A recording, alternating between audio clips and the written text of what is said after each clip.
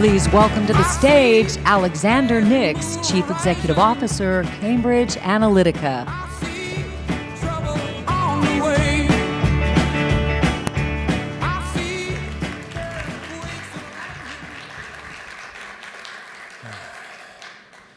Ladies and gentlemen, honorable colleagues, it's my privilege to speak to you today about the power of big data and psychographics in the electoral process, and specifically to talk about the work that we contributed to Senator Cruz's presidential primary campaign. It's easy to forget that only 18 months ago, Senator Cruz was one of the less popular candidates seeking nomination, and certainly one of the more vilified. In addition to which, he had very low name recognition.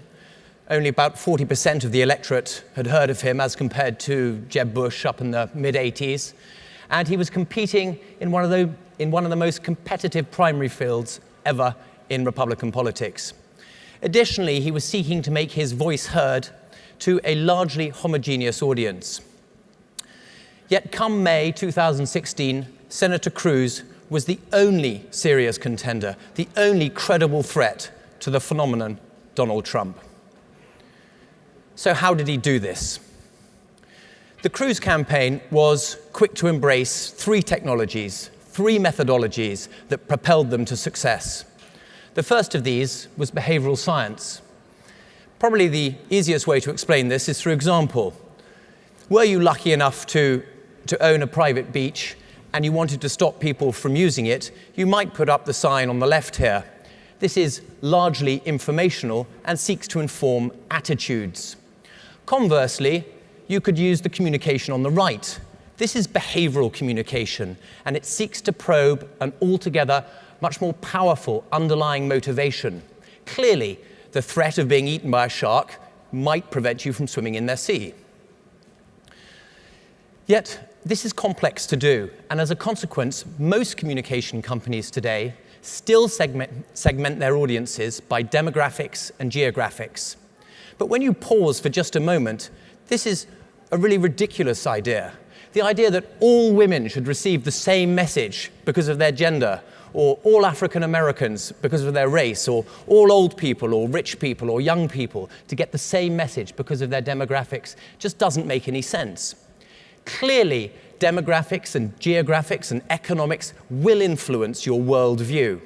But equally important, or probably more important, are psychographics. That is an understanding of your personality, because it's personality that drives behavior, and behavior that obviously influences how you vote. So how is this possible? Well, at Cambridge, we've rolled out a long-form quantitative instrument to probe the underlying traits that inform personality. This is the cutting edge in experimental psychology known as the OCEAN model. OCEAN being an acronym for openness, how open you are to new experiences. Conscientiousness, whether you prefer order and habits and planning in your life. Extroversion, how social you are. Agreeableness, whether you put other people's needs and society and community ahead of yourself. And finally, neuroticism, a measurement of how much you tend to worry. By having hundreds and hundreds of thousands of Americans undertake this survey, we were able to form a model to predict the personality of every single adult in the United States of America. So how does this impact marketing and communications in elections? For a primary, the Second Amendment might be a popular issue amongst the electorate. If you know the personality of the people you're targeting, you can nuance your messaging to resonate more effectively with those key audience groups. So, for a highly neurotic and conscientious audience, you're going to need a message that is rational and fear-based or emotionally based. In this case, the threat of a burglary and the insurance policy of a gun is very persuasive.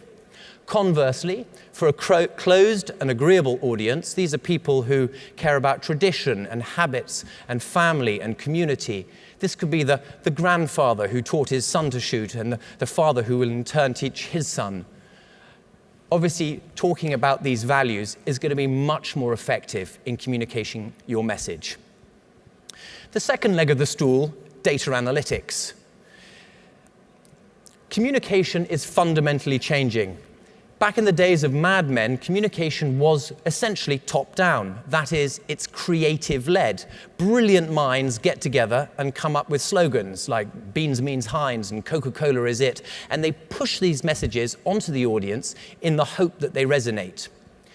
Today, we don't need to guess at what creative solution may or may not work. We can use hundreds or thousands of individual data points on our target audiences to understand exactly which messages are going to appeal to which audiences way before the creative process starts. So what is big data? Big data is really the aggregation of as many individual data points that you can possibly get your hands on, which are then synthesized in one database of record, cleaned or hygiened, and then used to inform and create insight on your target audience. This could include demographic and geographic factors, age, gender, ethnicity, religion, and so forth. Or psychographic or attitudinal factors. This is consumer and lifestyle habits, what car you drive, what products you purchase in shops, what magazines you read, what golf clubs you belong to, what churches you attend. And of course, personality or behavioral data. This is what we talked about earlier, how you see the world, what actually drives you. The easiest way to illustrate big data in action is through a real-life example. This is a data dashboard that we prepared for the Cruz campaign for the Iowa caucus. It looks intimidating, but it's actually very simple. You have a matrix here on the x-axis, partisanship value. Hardcore Republicans on the right, Democrats on the left, and on the y-axis, people's likelihood to turn out, to go and caucus. The people at the top, highly likely, the people at the bottom, not at all. So already this information is quite helpful to a campaign manager. But if we select some segments within this matrix, it becomes even more powerful. In this case, we've zoned in on a group we've called persuasion. These are people who are definitely going to vote, to caucus, but they need moving from the center a little bit more towards the right in order to support Cruz. They need a persuasion message. And we can look at this group of about 45,000 people, and we can see that the mean personality is very low in neuroticism, quite low in openness, and slightly conscientious. We can segment further. We can look at what issue they care about.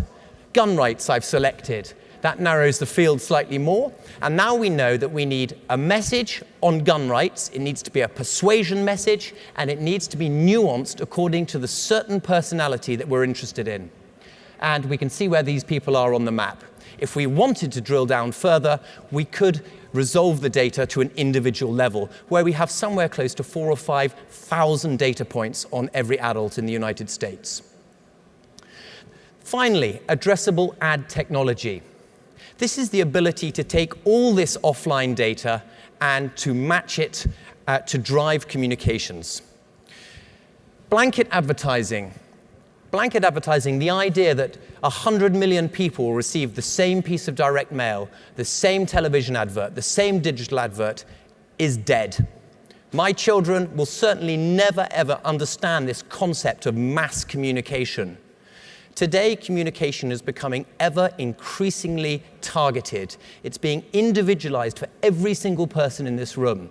So you will no longer be receiving adverts on products and services that you don't care about. Rather, you'll only receive adverts that not only are on the products and services, or in the case of elections, issues that you care about most, but that have been nuanced in order to reflect the way you see the world.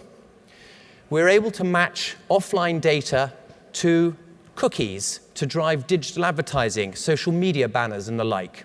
We can obviously use this data to inform direct mail purchases. So a husband in a household can receive a piece of mail, but his wife can receive a different piece of mail, possibly even on the same issue. Most exciting of all, probably, is the fact that we can take this data and match it to set-top box viewing data. That's television or cable data. Every time you watch TV, the programs that you're watching are being recorded, and that information is being sent back to your cable provider. And we can match what you watch in a way that we can begin to select programs to advertise in that have the highest density of the target audience that we're trying to reach. This not only dramatically reduces the cost of your advertising, but of course improves the return on investment. So what were the results? Well, Ted Cruz employed our data, our behavioral insights, to drive not just his TV and his digital, but his field operations, his get out the vote, his voter persuasion, his donation fundraising efforts, and his resource allocation.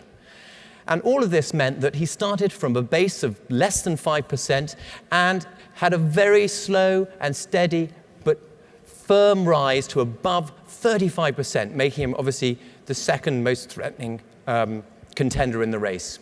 Now, clearly the Cruz campaign is over now, but what I can tell you is that of the two candidates left in this election, one of them is using these technologies, and it's going to be very interesting to see how they impact the next 7 weeks. Thank you.